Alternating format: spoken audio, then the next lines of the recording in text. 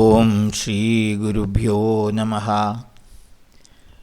അമിതമായ സുഖസൗകര്യങ്ങൾക്കും ആഡംബരങ്ങൾക്കും വേണ്ടി ആയിരക്കണക്കിന് രൂപ ചെലവാക്കുന്നവരെ കാണാം.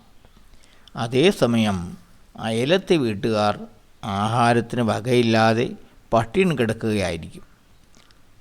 സ്ത്രീധനം നൽകാൻ പണമില്ലാത്തത് കാരണം ഒരു കുട്ടിയുടെ വിവാഹം മുടങ്ങുന്നു. മറ്റൊരു വീട്ടിൽ സ്ത്രീധനം കുറഞ്ഞതിൻ്റെ പേരിൽ ഭർത്തൃ വീട്ടുകാർ പെൺകുട്ടിയെ വീട്ടിലേക്ക് പറഞ്ഞു വിട്ടിരിക്കുന്നു. അതേസമയം മറ്റൊരിടത്ത് വിവാഹം ആഘോഷിക്കാൻ ലക്ഷക്കണക്കിന് രൂപ ചിലവിടുകയാണ്.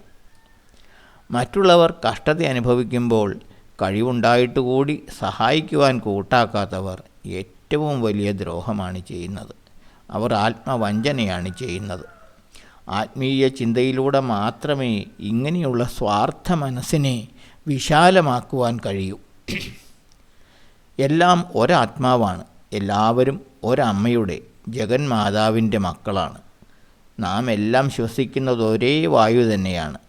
ജനിച്ചപ്പോൾ നമുക്ക് പേരില്ലായിരുന്നു, ജാതിയും മതവുമില്ലായിരുന്നു.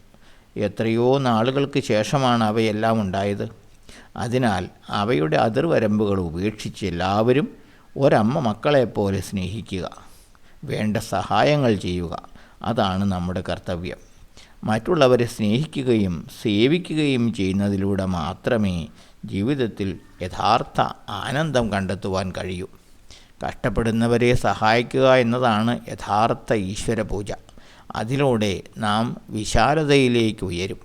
ഈ തത്വങ്ങൾ ഗ്രഹിക്കുന്നതിലൂടെ നമ്മുടെ സ്വഭാവത്തിനും കാര്യമായ മാറ്റമുണ്ടാകും. മറ്റുള്ളവരോട് കരുണയുള്ളവരായിത്തീരും. ഞാനെന്നും എൻ്റേതെന്നുമുള്ള ഭാവം മാത്രമാണ് ഇന്ന് അധികം പേർക്കും. ഈ സ്വാർത്ഥത മരണതുല്യമാണ്. അത് അവനവനെയും സമൂഹത്തെയും നശിപ്പിക്കുന്നു. കുളത്തിലെ വെള്ളം നദിയോട് കൂട്ടുപിടിച്ചാൽ അതുകൂടി ശുദ്ധമാകും. മറിച്ച് ഓടയോട് ചേർന്നാൽ കൂടുതൽ മലിനമാകും.